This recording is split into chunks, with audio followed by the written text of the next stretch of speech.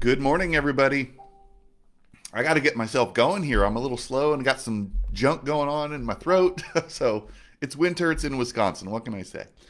Anyways, today's question, we're going to draw it from the bowl. I would love to know what your response is. Whoops. Hang on. Another fishy jumped out of the bowl. All right, so today's question is, if you had a friend who spoke to you in the same way that you sometimes speak to yourself, how long would you allow this person to be your friend? Son of a I feel violated. I feel called out. Actually, it's a really good question. Let me repeat it. If you had a friend who spoke to you in the same way that you sometimes speak to yourself, how long would you allow this person to be your friend? It's actually really funny. It was last week. I was talking to a friend, and I was just joking, saying some self-deprecating humor, and he basically said, "Don't you talk about my friend Jake like that? No, you're not going to talk about my buddy Jake like that. He's a good dude." So you want people like that in your life, first of all, to make sure that our words are in fact meant how we wanted them to be, because a lot of the times the words that we use are an expression of the thoughts that we have. So, all joking aside, I mean, I think it's kind of rhetorical in some senses and just a great question to give us a moment of pause.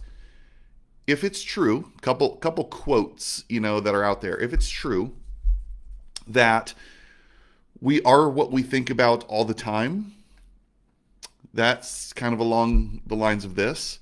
If it's true that we grow into the conversations that we create around ourselves, if it's true that the most important conversation that goes on in any single day is the one that goes inside of our own head, all these things are basically getting at the same thing. I probably would not be friends with myself at least a few days a week. I mean, it just depends on the day, right? And I think it's important. There's a great book called The Untethered Soul, The Untethered Soul. And essentially it's making the case that we are not our thoughts. We are the observer of our thoughts. We see them. And you see that one that just went by. Oh, that was crazy. That one sucks. Oh, this one's going by. Ooh, let me grab that one. I like that one. I'm going to keep it. We are the observer of our thoughts. We are not necessarily our thoughts. And a lot of coaches out there, leaders know this to be true. We often echo it, that we can't necessarily control the very first thought that comes into our minds, but we can control the second, or we can control how we respond to it. And so I was just on a leadership Zoom yesterday that myself and my business partner Kit were leading for a group of broker owners and leaders, and we went through 3 different coaching models that we were teaching them. And one of those coaching models is PTFAR, PTFAR.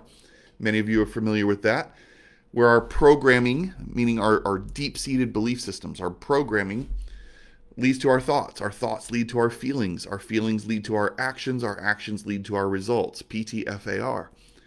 And so sometimes we have to interrogate our thoughts. We have to interrogate, where did that original thought even come from? Was it my own? Did somebody say this was true and I just adopted it as if it were? Was it over time through conditioning? And oftentimes belief systems are created through frequency, meaning how often it happens, and or intensity. Something major happened, and ever since then it was just true. You've never questioned it. So frequency and or intensity generally is what leads to our programming, aka our deep-seated belief systems. And it's healthy to go back and rewind the clock and understand, gosh, is that even true? Is that true for me? When's the last time I challenged that? When's the last time I even asked, where did I get that thought to begin with? So anyways, I know I'm going on some stuff here, but would I be friends with myself based on how I speak to myself? Depends on the day. I work really hard at this. I think we're all human. We're beings. And I'm not going to sit here and say I never have a negative thought. I never talk bad about myself. I never go down that road and I'm Mr. Perfect. Not at all.